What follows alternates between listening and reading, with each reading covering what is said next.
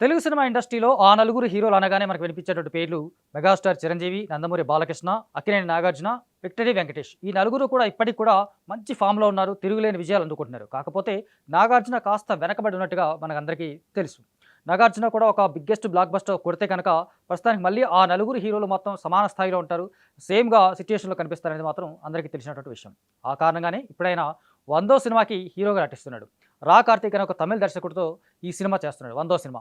100వ cinema అంటే గనక ఖచ్చితంగా ఒక మైల్ స్టోన్‌లా కనిపిస్తా ఉంటది. ఇలాంటి దాని మీద చాలా అంచనాలుంటాయి. ఆ సినిమా పట్ల ఆయన తీసుకున్నటువంటి జాగ్రత్తలు కావచ్చు, కేర్స్ కావచ్చు, లేక రకాలైనటువంటి వ్యవహారాలు కావచ్చు.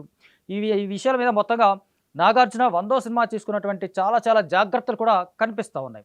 ఆ జాగ్రత్తలు తీసుకున్న తర్వాతే షూటింగ్ స్టార్ట్ అయింది. ఆ షూటింగ్ కూడా చాలా వేగంగా కొనసాగుతుంది.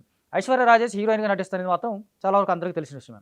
కాకపోతే తాజాగా వచ్చినటువంటి ఇంకొక వార్త ఏంటంటే, టబు కూడా ఈ సినిమాలో యాక్ట్ చేస్తోంది. టబు అంటే గనక 1996లో వచ్చినటువంటి 'నిన్నే పెళ్లాడతా' సినిమాలో నాగార్జున, టబు ఇద్దరి మధ్య వచ్చినటువంటి కెమిస్ట్రీ కావచ్చు, వాళ్ళిద్దరి మధ్య అటువంటి రొమాన్స్ కావచ్చు, వాళ్ళిద్దరి మధ్య వచ్చేటువంటి సీన్స్ కావచ్చు, ఎప్పటికి కూడా ఎవర్ గ్రీన్ లాగా కనిపించేటువంటి పాత్ర కూడా ఆ సినిమాలో కనిపిస్తుంది. దానికంటే ముందు 1995లో 'సిసింద్రి' సినిమాలో ఒకానొక ఐటెమ్ సాంగ్‌లో కూడా టబు చేసింది. ఆ ఐటెమ్ సాంగ్‌లో కూడా తను మెరిసినటువంటి విధానం కావచ్చు, ఆ ఐటెమ్ సాంగ్‌లో తను షైన్ అయ్యేటువంటి విధానం కూడా చాలా బాగుంటుంది. అందుకని ఇమ్మీడియేట్‌గా నెక్స్ట్ ఇయర్‌లోనే 1996లోనే ఇమ్మీడియేట్‌గా 'నిన్నే పెళ్లిదా' సినిమాలో ఆమె హీరోయిన్‌గా తీసుకున్నారు. ఆ హీరోయిన్‌గా అద్భుతంగా అయినటువంటి పాత్ర కావచ్చు, అద్భుతంగా నటించినట్టు కనిపిస్తుంది కావచ్చు.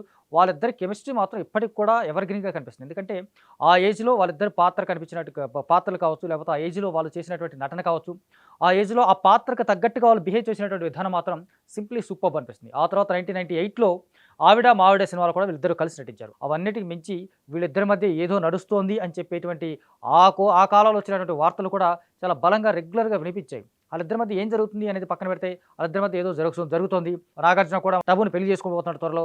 అమలాకి విడాకులు ఇస్తాడు. ఇలా రకరకాలైనటువంటి వార్తలు కూడా ఆ రోజుల్లో పాటు దాదాపు 2005, 10 వరకు కూడా మనకు ఆ వార్తలు వస్తానే ఉన్నాయి. ఇవన్నీ పక్కన పెడితే 'ఆవిడ మావిడ' తర్వాత 28 ఏళ్ల తర్వాత టబు నాగార్జునతో కలిసి ఒక సినిమా చేస్తుందంటే మాత్రం నిజంగా బిగ్గెస్ట్ హాట్ టాపిక్ లాగా అవుతుంది. హాట్ న్యూస్ లాగా అవుతుంది.